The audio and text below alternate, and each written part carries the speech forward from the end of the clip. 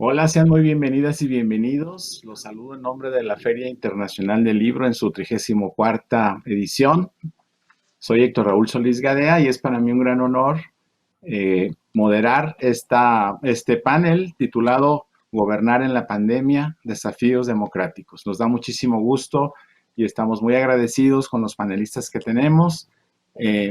La senadora Beatriz Paredes, egresada, por cierto, de la Facultad de Ciencias Políticas y Sociales. La doctora Jacqueline Pechard, profesora de la misma Facultad de Ciencias Políticas y Sociales, y el doctor José Waldenberg, profesor también de la Facultad de Ciencias Políticas y Sociales, los tres destacados intelectuales y actores políticos, de alguna manera todos ligados al proceso de construcción de la democracia mexicana. Sean muy bienvenidos.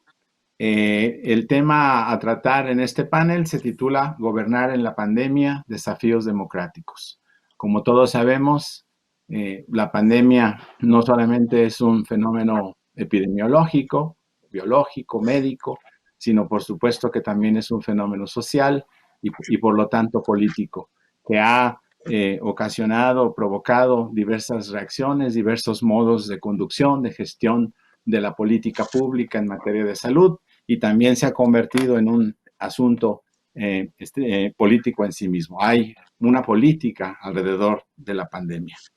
Por razones técnicas, acordamos que el primero que va a hacer el uso de la voz es el doctor Waldenberg. Bueno, ya lo conocen, ya no quise perder tiempo en detallar el currículum de cada uno de ellos. Es un gran profesor, es sociólogo, expresidente del IFE, un destacadísimo constructor de la democracia institucional mexicana. Le queremos pedir sus impresiones, cada uno tendrá 7 minutos y después podemos hacer un intercambio más vivo. Adelante, doctor Waldenberg, muchísimas gracias por acompañarnos en esta. Muchas gracias a usted y muchas gracias a la Universidad de Guadalajara por la invitación para estar en esta mesa virtual. Me da mucho gusto compartir la mesa con Beatriz Paredes y con Jacqueline Pechard. Bueno, la pandemia sin duda alguna ha sacudido la vida del país. Todos lo sabemos, está dejando una cauda de personas infectadas, hospitalizadas, muertas, y ha tenido un impacto muy fuerte en la economía por el cierre de innumerables empresas, por el despido de muchos trabajadores, por el decremento de los ingresos de una infinidad de personas, y según Coneval y el INEGI, es muy posible que a fines de año se sumen a la pobreza millones de mexicanos. Es decir, este es un caldo de cultivo que está dejando una secuela grave en el terreno social y en el terreno económico, además del terreno de la salud. Pero la mesa es los desafíos democráticos. Y yo creo que los desafíos democráticos en nuestro país estaban presentes aún antes de la pandemia. Y lo que temo es que se puedan agravar. Voy a tratar de explicarme. México construyó una germinal democracia en los últimos años del siglo XX. Lo he repetido y lo vuelvo a hacer. Pasamos de un sistema monopartidista a otro plural de partidos. Pasamos de elecciones sin competencia a elecciones altamente competidas. Y pasamos de un mundo de la representación monocolor a un mundo de la representación plural. Todo ello tuvo un impacto en nuestras instituciones públicas. La presidencia de la República empezó a ser acotada por otros poderes constitucionales y organizaciones de la sociedad. El Congreso se convirtió en un auténtico receptor de la diversidad política que palpita en nuestro país. Incluso la Corte, que durante muchos años jugó un papel ritual en materia política, empezó a convertirse en un auténtico tribunal constitucional a través de las controversias constitucionales y a través de las acciones de inconstitucionalidad. Emergió una sociedad civil con sus propias agendas, sus propios proyectos, se crearon organizaciones autónomas, las libertades se ampliaron, la libertad de asociación, la libertad de expresión, la libertad de manifestación. Es decir, tuvimos un auténtico tránsito democratizador en esos años. Sin embargo, ese tránsito no es apreciado por franjas muy importantes de la sociedad y también por el gobierno actual. Y eso también tiene sus nutrientes. El problema de nuestro tránsito democrático es que en buena medida se dio de espaldas a la cuestión social. Y mientras en materia política vivíamos la emergencia de realidades venturosas, la pobreza, la desigualdad se mantuvieron prácticamente incólumes. Nuestra economía no creció con suficiencia y muchos jóvenes que se tenían que integrar al mercado de trabajo no encontraron una colocación en el mismo, de tal suerte que lo que creció fue la informalidad. El número de pobres, insisto, se mantuvo en términos relativos prácticamente igual, pero en números absolutos creció. Si a ello le sumamos los fenómenos de corrupción y la espiral de violencia que se desató en el país, podemos entender quizá el malestar que legítimamente se produjo en relación a la vida política. Estoy convencido que apoyado en ese malestar y en los avances democráticos es que nuestro actual presidente Andrés Manuel López Obrador y su partido Morena fueron capaces de ganar las elecciones. Es decir, ese malestar encontró un conducto a través del cual expresarse. Y los resultados electorales del 2018 creo que son elocuentes. Ahora bien, si algo demostró las elecciones del 2018 es que nuestro sistema electoral y nuestro sistema democrático estaban funcionando. ¿Por qué? Porque a través de una vía institucional y pacífica fue posible el relevo en el gobierno. Sin embargo, y aquí voy al punto, lo que me preocupa, y me preocupa mucho, es que desde el gobierno y también desde la sociedad, muchos de los avances democráticos no se valoran y temo que puedan reblandecerse, puedan erosionarse e incluso, en un extremo indeseable para mí, pudieran incluso desaparecer. ¿A qué me refiero?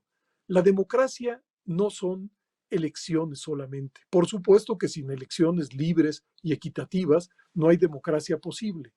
Pero hay que decirlo también, la democracia supone un poder regulado, un poder fragmentado y un poder vigilado. Y todo parece indicar que a nuestro actual presidente eso no le gusta, no lo convence o no lo comprende. Voy a tratar de explicarme. Un poder regulado quiere decir que siendo presidente de la República, Andrés Manuel López Obrador tiene facultades amplias para desplegar su función, pero tiene también límites que fijan la Constitución y fija la ley. Y sin embargo lo hemos oído decir, e incluso reiteradamente, formulaciones como la siguiente, que la justicia está por encima de las normas y que la voluntad popular puede estar por encima de la Constitución. Bueno, esto, esto realmente debería preocuparnos y preocuparnos mucho, porque ¿qué es la justicia y qué es la voluntad popular? ¿Quién la lee? Escuchando a nuestro presidente, parece que el que la lee y la traduce es él, de tal suerte que las normas constitucionales y las normas legales parecería que pueden ser hechas a un lado. Creo incluso que este gobierno vive las limitaciones que le impone la Constitución y la ley como si fuera una camisa de fuerza y no una normatividad que garantiza a los ciudadanos que el poder no será discrecional, no será caprichoso. Segundo, cualquiera sabe, o cualquiera que haya estudiado por lo menos hasta el quinto de primaria, sabe que nuestra Constitución señala que el poder debe estar dividido. Horizontalmente está el Poder Ejecutivo, Legislativo, Judicial, hoy los órganos autónomos del Estado, y de manera vertical está el Poder Federal, los poderes estatales y los poderes municipales. Se trata de un diseño institucional que sabe que lo conviene a un país masivo y contradictorio como el nuestro es precisamente que el poder no esté concentrado, que esté fragmentado y regulado desde la Constitución y la ley.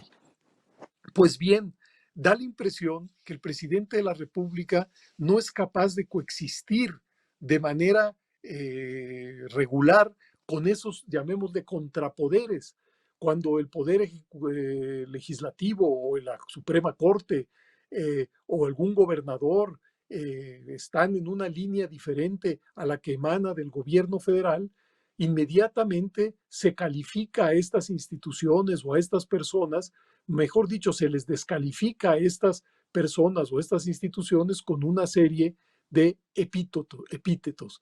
Da la impresión a veces que el presidente de la República quisiera reconstruir lo que en el pasado fue un hiperpresidencialismo, es decir, un poder ejecutivo por encima de todos el resto de los poderes que diseña la Constitución.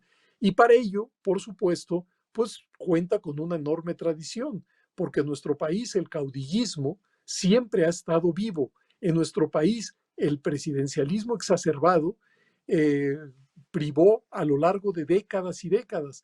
Parecía que el proceso democratizador estaba domando poco a poco esas pulsiones autoritarias que emanaban de las diferentes presidencias. Y hoy lo que yo veo es una reconcentración del poder precisamente en el Ejecutivo. Y finalmente, decía yo, en democracia el poder debe ser vigilado. Ahí están los pesos y contrapesos de las propias instituciones estatales, pero está también la prensa, están las organizaciones civiles, está la academia, es decir, un manojo de organizaciones, de ciudadanos que también ejercen y deben ejercer esa capacidad de vigilancia, de seguimiento, de crítica, por supuesto también de elogio cuando esto se crea conveniente. Pero lo que yo noto es una pulsión que no soporta la crítica. Si una organización civil, si un escritor, si un medio de comunicación, si un académico emiten una crítica a determinada política, a determinados dichos, inmediatamente lo que aflora es ese resorte descalificador. Epítetos no faltan: conservadores, neoliberales, mafia en el poder, fifís, etcétera, etcétera. Pero no se está promoviendo desde el propio gobierno la posibilidad de un debate público que nos enriquezca a todos. Por supuesto que el presidente, por supuesto que los dirigentes de Morena deben ejercer su capacidad de diálogo, de debate, de crítica. Pero una cosa son el diálogo, el debate y la crítica con razones, con argumentos, con evidencias, y otra cosa es la descalificación ad hominem, esa descalificación barata que no nos ayuda a embarnecer el espacio público de nuestro país. Y si algo necesita México en estos momentos y ahora, y yo creo que para siempre, es precisamente un espacio público donde los diferentes diagnósticos, las diferentes propuestas, las diferentes iniciativas puedan convivir y puedan coexistir, pero puedan debatir, insisto, con ideas, con argumentos, con evidencias y con datos. Si no logramos embarnecer nuestro espacio público, temo que se siga adelgazando y que sigamos en una dinámica muy poco productiva. Nosotros contra ustedes, ustedes contra nosotros. Y por eso digo que eso que se construyó con tanto esfuerzo de tantas generaciones, de tantos partidos, tantas organizaciones civiles, tantos medios de comunicación, tantos académicos, que fue una germinal democracia, espero que en los próximos años no se debilite, no se erosione, porque el único régimen de gobierno que es capaz de ofrecer un espacio institucional a la diversidad política que cruza a México es precisamente la democracia. Muchas gracias. Muchas gracias, doctor Woldenberg. Pues me parece que han marcado de manera muy clara, profunda y muy didáctica también el escenario que estamos viviendo. Y sin duda de riesgo, sin duda paradójico, el que después de construir un sistema democrático como lo describió el profesor Waldenberg, la sociedad mexicana viva este periodo en el que precisamente por la vía pacífica, democrática, electoral, llega un gobierno que en su conducta, en su retórica, evidentemente exacerba la polarización, critica un día sí y otro también a la diversidad y las instituciones.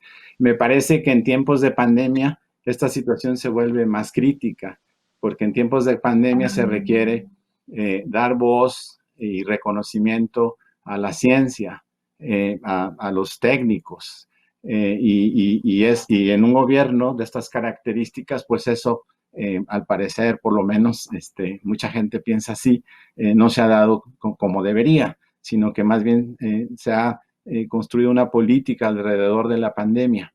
La frase que nos viene como anillo al dedo es elocuente por sí misma, encierra quién sabe qué voluntad detrás, pero por lo menos da que pensar, hace dudar acerca de si se está pretendiendo hacer o no un uso político de la pandemia, lo cual sería gravísimo, ¿no? Eh, Le quiero dar entonces la palabra a la senadora Beatriz Paredes Rangel, quien es una política de amplísima trayectoria en nuestro país, licenciada en Sociología, como ya lo dije, tenemos aquí tres miembros de esa comunidad de Facultad de Ciencias Políticas y Sociales de la UNAM. Estudió también un posgrado en Literatura Hispanoamericana por la Universidad de Barcelona y actualmente senadora eh, eh, de la República. Muchísimas gracias, estimada senadora Beatriz Paredes, y adelante. Muchas gracias. Yo también saludo de manera muy especial a la Feria Internacional del Libro de Guadalajara. Me complace mucho el reconocimiento que está recibiendo Guadalajara como un espacio privilegiado para la cultura y para el intercambio. Y qué bueno que, no obstante la pandemia, la FIL haga este esfuerzo para tener continuidad a través de los medios electrónicos, a través de estas estrategias de uso cibernético que hemos tenido que aprender todos. Eh, para mí es un honor compartir este panel con Jacqueline Pechard y con Pepe Woldenberg. Yo estoy convencida de que son dos grandes mexicanos, dos demócratas, y valoro mucho toda la aportación que Pepe Woldenberg hizo en la transición democrática de nuestro régimen político. Gobernar en la pandemia, desafíos democráticos, así se intitula este panel. A mí me parece que ya la forma como determinado gobierno aborda la problemática de la pandemia, el caso de varios gobiernos, hay un modo de abordaje científico de la pandemia y un modo de abordaje voluntarista. A mí me parece que lo que ha caracterizado el comportamiento institucional de este régimen en relación a la pandemia es el voluntarismo, una visión circunscrita a lo que le latía al titular del Poder Ejecutivo Federal y a cómo desde su muy personal visión podía calificar la peligrosidad, el riesgo, el impacto de la pandemia. También este abordaje voluntarista ha hecho que el manejo de las cifras sobre las consecuencias funestas de la pandemia haya sido muy cuestionado. Nos parece a muchos que el rigor estadístico con el que se han manejado las cifras no existe y vuelve a ser el voluntarismo, que lo que pretende es arreglar la realidad a, a un cuadro que se dibuja como posible. Me parece que en ese sentido, la frase recurrente de yo tengo otros datos nos refleja la poca valoración que se hace del manejo riguroso y científico. Eh, con esta circunstancia, otra de las características que reflejó la pandemia es la decisión de no dialogar. Eh, Nunca se nos había presentado una situación en donde todos los extitulares de una materia específica de gobierno, en este caso la salud, se reunieran para expresar observaciones, para enriquecer la estrategia, para criticar lo que parecía incorrecto, que a mí me sigue pareciendo. Todos los titulares, independientemente de en qué administraciones hubieran trabajado, se reunieron los exsecretarios de salud y no hubo ni siquiera la disposición de incorporarlos a un diálogo plural con las áreas institucionales responsables del manejo de la pandemia. No hay la menor disposición de dialogar con quienes tienen un pensamiento distinto. Esta lógica del pensamiento único, de la vigencia del pensamiento único, es una lógica de los estados autoritarios. El mundo ha superado esta visión de alinear al pensamiento único todos los comportamientos y es triste que nosotros estemos viviendo una etapa de regresión autoritaria. La etapa de regresión autoritaria no repetiré los grandes trazos a los que hizo alusión Pepe Woldenberg. Yo comparto plenamente su intervención, pero la restauración autoritaria en México tiene como elementos constitutivos aquellos que ya mencionó el doctor Woldenberg en su intervención, pero quiero destacar que es instrumental en el caso mexicano un titular del Poder Ejecutivo que ejerce facultades extralegales, que adiciona el componente de una estrategia comunicacional muy eficaz, que toma el medio ambiente político con un discurso polarizante y en muchas ocasiones descalificador, pero que descansa en un Congreso subordinado, un Congreso absolutamente subordinado a partir de la mayoría absoluta que tiene la fuerza política que lo llevó al poder y cuyo comportamiento de esta fuerza política no es un comportamiento crítico o que marque matices, sino actúa con plena subordinación sin el menor construcción. Es muy importante esperar un Congreso plural. Muchas gracias, senadora. Bueno, yo creo que las dos intervenciones se complementan. Usted ha puesto el énfasis muy claramente en este estilo voluntarista que no respeta la ciencia ni el rigor para tomar decisiones al respecto de la pandemia y que más bien, continuando con esta lógica de restauración autoritaria, tendería a negar la realidad o manipular la comunicación, siempre desde una perspectiva, digamos, poco democrática. Uno pensaría que la pandemia constituye en sí misma un reto a cualquier gobierno. El caso del presidente Trump, pues es muy claro, ¿no? Cuando menos en algunos de los factores que podrían explicar su fracaso en la reelección, pues es el manejo ciertamente equivocado de la pandemia en los Estados Unidos. Y uno podría pensar que también en México el gobierno y todos los gobiernos, no solo el gobierno federal, sino también los gobiernos subnacionales o de los estados, etcétera, pues enfrentarán desafíos mucho más severos, ¿no? La pandemia, como lo explicó el profesor Woldenberg, también implicará, ya está implicando tremendos golpes a la economía, etcétera, ¿no? Entonces, uno podría pensar que también los gobiernos no democráticos o de tendencia autoritaria o semiautoritaria serían más incapaces de lidiar con problemas de tal complejidad como la pandemia. Entonces, bueno, menciono esto para darle la palabra a la doctora Jacqueline Pechard, quien ha sido comisionada presidente del Instituto Federal de Acceso a la Información Pública, también consejera ciudadana del Instituto Federal Electoral y presidenta del Consejo Ciudadano del Sistema Nacional Anticorrupción. Muchísimas gracias nuevamente, doctora, y también profesora de la Facultad de Ciencias Políticas y Sociales. Adelante, por favor.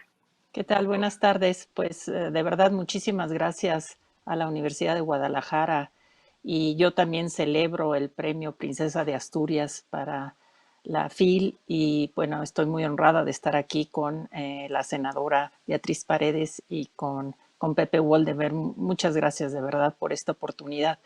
Bueno, yo quería empezar esta charla de gobernar en la pandemia, desafíos democráticos, un poco como empezó Pepe Woldenberg, pero pues me voy a saltar esa parte de cómo efectivamente nosotros, pues yo diría que en los últimos 40 años pudimos construir una institucionalidad democrática que estuvo basada en darle vitalidad a los otros poderes distintos al Ejecutivo, en tener una representación plural, en tener una abierta defensa y promoción de los derechos humanos. Buena parte de la construcción institucional que ha acompañado el proceso democrático tuvo que ver con la creación de organismos autónomos que pudieran efectivamente, desde esa nueva institucionalidad, pues defender y garantizar no solamente derechos políticos, sino derechos humanos y derechos que permitían tener una plataforma, un germen igualitario en nuestra sociedad, cuando menos desde el punto de vista de la institucionalidad. Y creo que una de las cosas que logramos en este proceso de construcción democrática fue la apertura de espacios de acción y de incidencia de la sociedad civil.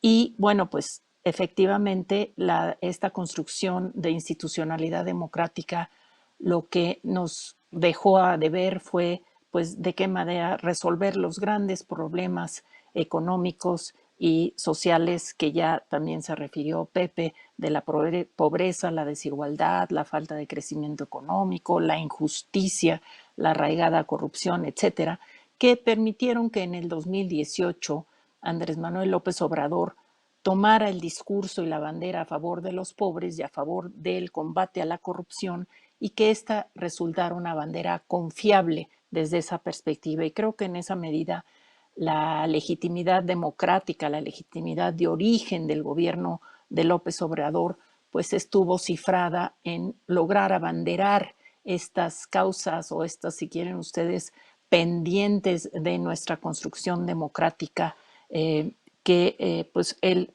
prometió efectivamente enarbolarlas. Creo, sin embargo, que esa legitimidad de origen estuvo basada muy fuertemente en su figura fuertemente personalizada, respaldada no por un partido, sino por un movimiento con una muy débil organicidad, que refuerza la tendencia muy personalizada del ejercicio del poder de López Obrador, y esto pues también da la posibilidad de una reconfiguración de aquello que pensábamos que habíamos dejado atrás, que era el hiperpresidencialismo al que ya se refirió Pepe Woldenberg. Bueno, creo que a los desafíos que enfrentaba nuestra, como él dice, nuestra germinal democracia, pues nosotros con el gobierno de López Obrador tenemos en el ejercicio del gobierno, el ejercicio de un poder que surgió justamente basado sobre la vigencia de esa institucionalidad democrática, pues lo que tenemos es una amenaza efectiva. Creo que no, a mí no me gusta hablar de restauración, pero sí de regresión autoritaria, porque creo que no vamos a reconstruir lo que tuvimos en el pasado, pero lo que sí podemos tener es una regresión hacia una concentración del poder que vuelva a dejar como irrelevantes al Congreso, como muy poco, con poca posibilidad de autonomía para el Poder Judicial. Y sobre lo cual me quiero basar es en algo que apuntó la senadora Beatriz Paredes, y es una característica de esta regresión autoritaria, que es la apropiación del espacio público a través de pues la invasión realmente del discurso presidencial a través de las conferencias matutinas, que lo que hacen es no solamente fijar una agenda, no solamente invadir un espacio que yo considero que de alguna manera es como publicidad oficial en especie. Sé que es difícil que ustedes que se pueda armar así, pero la verdad es que sí hay una apropiación del espacio público en donde no hay posibilidad de interlocución con el otro, en donde no solamente se polariza la conversación pública, sino que se trivializa también. Y esa trivialización está a partir de que efectivamente no hay una posibilidad de interlocución en esta enorme polarización que desplaza a quienes no están de un lado o del otro, pero sobre todo hay una clara incapacidad para que sobre esta invasión del espacio público se pueda activar una conversación que es lo que pues es parte de nuestra vida democrática y que creímos que habíamos logrado activar a lo largo de esos pues, casi 40 años de construcción democrática. Creo que en esta apropiación del espacio público, una de las cosas que hemos visto es un constreñimiento del espacio civil, del espacio cívico. Es decir, lo que hay en este desprecio por las organizaciones de la sociedad civil, en esta no solamente estar en desacuerdo. El desacuerdo es parte de la vida democrática, el disenso es parte de la vida democrática, pero acá no se permite el disenso. El disenso es igual a la traición, es igual a no estar del lado del presidente y por lo tanto es descalificado, y yo diría que hasta hay un ánimo persecutorio frente a aquello que no es exactamente alineado o adherido a esa fijación de postura que hace el presidente gracias a su invasión del espacio público. Pero adicionalmente a esta, digamos, apropiación del espacio a través de la comunicación presidencial cotidiana, hay un desmantelamiento institucional que hace que la representación política se haya convertido en un espacio irrelevante. Irrelevante porque es cierto que un gobierno de mayoría, en un gobierno que tiene en el Congreso mayoría, pues es justamente la mayoría, es la posibilidad de que prosperen las políticas públicas y las promesas de campaña del gobierno. Sin embargo, acá hay un Congreso que la mayoría, que es la del partido o la de este movimiento del presidente, pues no es realmente una mayoría que permita que se recree la deliberación que es propia de un Congreso, sino que es solamente en servicio, como decía la senadora Beatriz Paredes, un Congreso plenamente subordinado. Creo que la fragmentación de los partidos de oposición pues es algo que también hay una responsabilidad ahí de parte de las otras fuerzas políticas. Pero voy a hablar rápido del desmantelamiento institucional, de esa desarticulación que ha hecho del servicio público a través de no solamente de adelgazar el servicio público, a través de fijar todas las políticas de austeridad en restarles recursos a las instituciones públicas y gubernamentales y no gubernamentales, pero más allá de ese debilitamiento que tiene que ver con el discurso de desaprobación o del discurso en donde hay una crítica no siempre fundamentada, y por otro lado hay un debilitamiento a través de la inyección presupuestal no solamente a la parte administrativa, sino a todas las organizaciones y todas las instituciones que son parte del Estado. Entonces hay un discurso de desprestigio frente al servicio público y por otro lado una limitación presupuestal.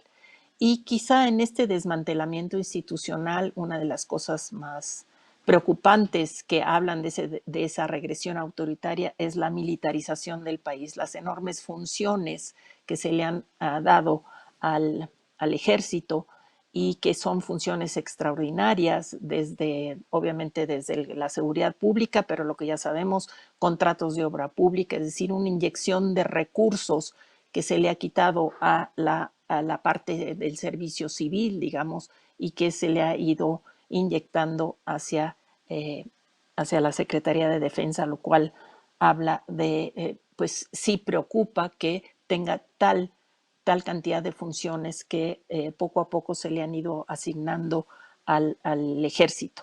Entonces, creo que en la pandemia estas características del gobierno actual pues están claramente exacerbadas y están exacerbadas en la medida en que no hay una responsabilidad clara del titular del Ejecutivo y del gobierno en tomar en sus manos las formas de enfrentar la pandemia, no solamente la política sanitaria, sino la política económica y los impactos de la crisis sanitaria y de la pandemia sobre las cuestiones sociales, ¿no? Que son muy preocupantes. Los cálculos de que tendremos más de 10 millones de pobres más, que tendremos obviamente una caída en los ingresos del país de cerca del 9%, y todo esto en donde, como bien decía la senadora Paredes, pues ha habido una propuesta que rechaza cualquier tipo de diálogo, y no solamente de diálogo, sino de escuchar a los que conocen. Hay una especie de nube oscurantista detrás de este gobierno que rechaza escuchar propuestas de los otros, propuestas fincadas en el conocimiento y en el estudio, y no solamente en creencias, que es lo que ha sucedido en el gobierno actual. Entonces, creo que el manejo de la pandemia ha permitido que pues se desconozca la gravedad efectivamente de las cifras catastróficas. Se habla de cifras y tenemos prácticamente 100 millones de muertos como si fuera parte de un fenómeno natural que se nos impuso y frente al cual no pudiéramos hacer nada.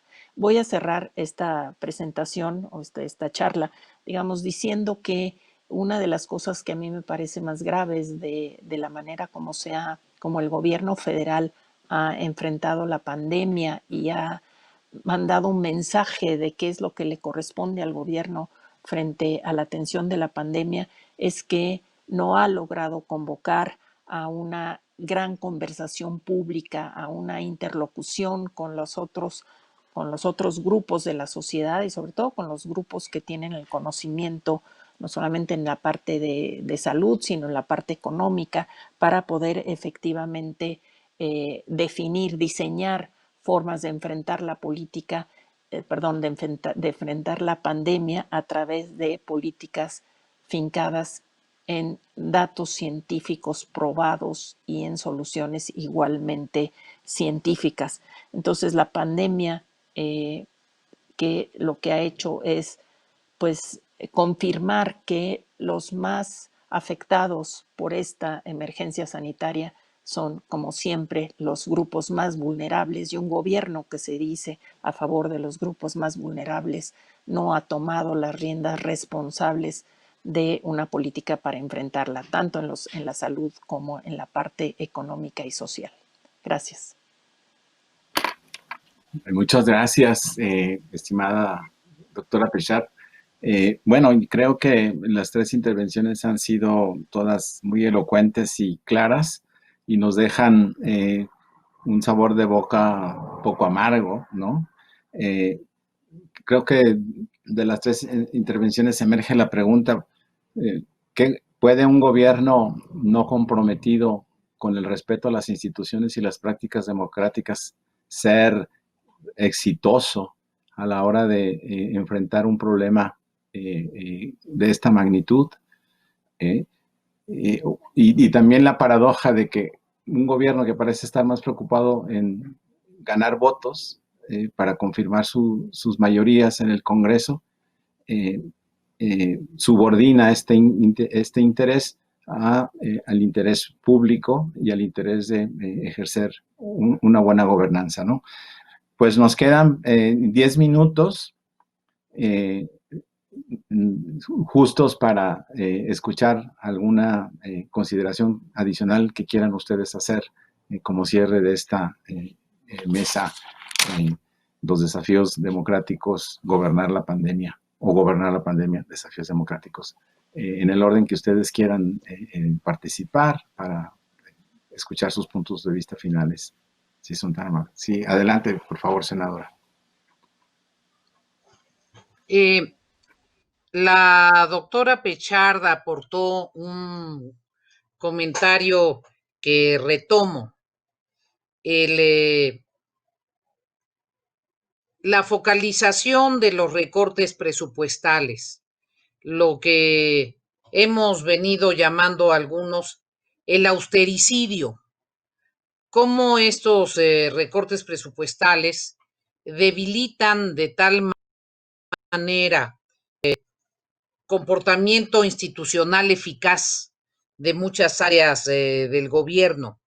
Y aquí vale la pena preguntarse si el mandato que recibió el presidente de la República fue un mandato dentro del marco constitucional del país para mejorar, para cambiar, para transformar la vida institucional y las políticas públicas, o si fue un mandato para destruir las instituciones existentes y construir otras. Y yo creo que ahí hay un debate profundo entre lo que es un mandato en un régimen democrático que descansa sobre bases constitucionales y lo que es la realización de una revolución. Y a mí me parece que la destrucción de las instituciones sin tener un planteamiento claro de cómo se va a gobernar y de cómo se van a sustituir las mismas, pone en enorme riesgo la funcionalidad democrática del gobierno, y en un país en donde el gobierno tiene un rol tan relevante en la economía y en la estabilidad económica, pone en riesgo esta posibilidad de estabilidad económica, y por tanto podemos estar muy cerca de una crisis muy severa. Gracias. Muchas gracias. Nos quedan 3 minutos. El doctor Waldenberg. No, nos quedan 7 minutos. Doctor Waldenberg, bueno, por favor. Primero quería decir que los he estado viendo y escuchando, pero que esta cámara en la que yo estoy no funciona, y ahora pude restablecer sus funciones. Solamente 2 comentarios sobre lo que dijeron tanto Beatriz como Jacqueline. Primero, en relación al espacio público, la calidad ya no digamos de nuestra democracia, sino la calidad de nuestra convivencia va a depender en muy buena medida de la calidad de sus partidos políticos, de sus medios de comunicación, pero sobre todo del debate público. Y creo que todos deberíamos de hacer un esfuerzo sostenido y fuerte para tratar de elevar el nivel de comprensión sobre nuestros problemas y las eventuales soluciones. Y eso no se está fomentando desde el gobierno. Desde el gobierno lo que se está fomentando es el alineamiento artificial de un país plural, masivo, diverso, en 2 grandes bandos. Los problemas de México son enormes y trascenderlos requerirá de operaciones políticas muy consistentes. Y eso reclama de un debate que sea analítico, que sea capaz de descubrir lo que realmente está pasando Y en ese debate, en ese intercambio de ideas, insisto, de argumentos, de evidencias, de datos, de trabajos académicos, podemos elevar el nivel de esa comprensión. Si no nos esforzamos en ello, seguiremos no entendiendo cabalmente de qué tamaño, de qué magnitud son los retos que enfrenta un país como el nuestro.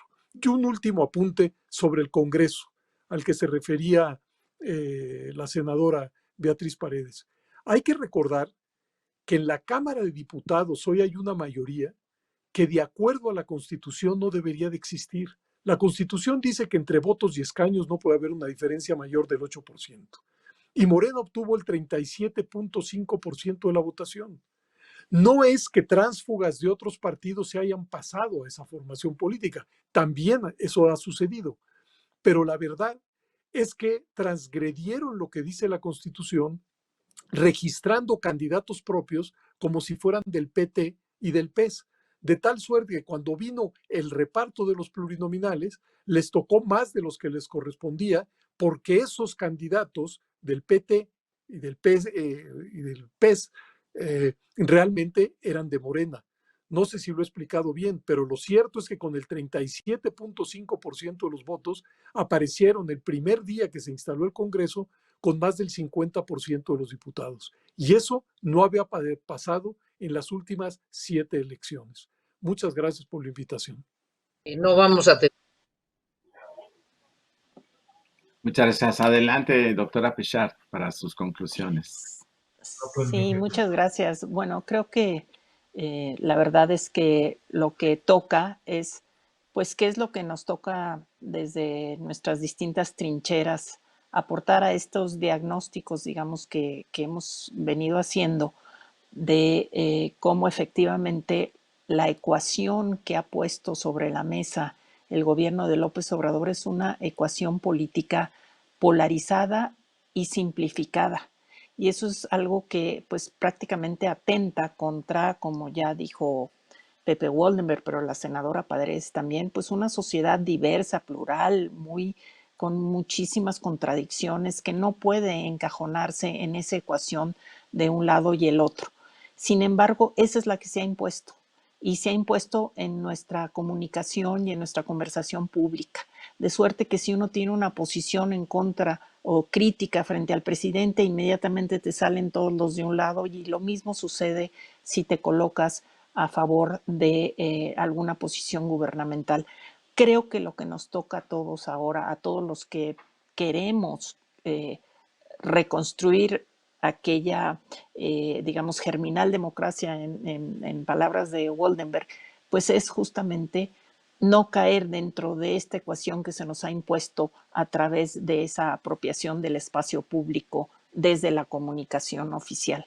Si algo se criticó durante mucho tiempo fue que los gobiernos tuvieran tal espacio en la publicidad oficial para promover sus distintas agendas. Hoy no es necesaria la publicidad oficial, esa la tenemos copada justamente desde esas mañaneras. Entonces, lo que tenemos que hacer es lograr separarnos frente a esa ecuación polarizante para poder abrir espacios de debate plural. Pues no es una tarea fácil, pero creo que nos toca a todos, no solamente ciudadanos, sino partidos políticos y organizaciones de la sociedad civil. Muchas gracias, de verdad. Pues al contrario, muchas gracias a todos ustedes. Fue magnífica la sesión. Nos da mucha esperanza porque al final las posibilidades de reconstrucción y profundización de la democracia residen en todos los ciudadanos. En la medida en que seamos capaces de impulsar una cultura de deliberación, de comunicación mutua, de argumentación de razones y puntos de vista informados sobre nuestros problemas, reconocernos como una sociedad plural y diversa y tratar de llevar a las instituciones ese pluralismo.